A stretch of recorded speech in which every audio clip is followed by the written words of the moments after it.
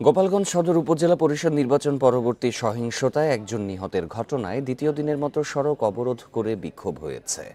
সকালে ঢাকা খুলনা মহাসড়ক অবরোধ করে বিক্ষোভ করেন স্থানীয়রা।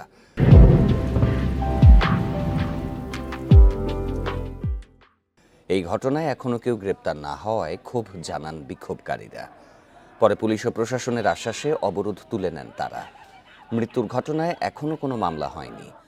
মঙ্গলবার সন্ধ্যায় চন্দ্র দিঘলিয়া বাজারের সদ্য উপজেলা নির্বাচনে বিজয়ী প্রার্থী কামরুজ্জামান ভূঁইয়া লুটুলের সমর্থক সিমন ভূঁইয়া ও মিনহাজ ভূঁইয়ার সাথে পরাজিত প্রার্থী বিএম লিয়াকত আলীর সমর্থক পরশ বিশ্বাসের বাগবিতণ্ডা হয়। এই খবর এলাকায় ছড়িয়ে পড়লে বাজার এলাকায় দেশীয় অস্ত্র নিয়ে সংঘর্ষে জড়ায় দুই গ্রুপ। এ সময় গোলাগুলি হলে ঘটে হতাহতের ঘটনা। কারা এর সঙ্গে জড়িত, এই অস্ত্রের যোগানদাতা কারা, এদেরকে প্রশাসন ধরে এনে সর্বোচ্চ শাস্তি প্রদান করবেন। যারা যে খুন হয়েছে তার সঠিক বিচারের আওতায়, তাদের বিচারে যারা দোষী তাদেরকে বিচারের আওতায় এনে আমরা তাদের ফাঁসির রায় কার্যকরের সাথে আমরা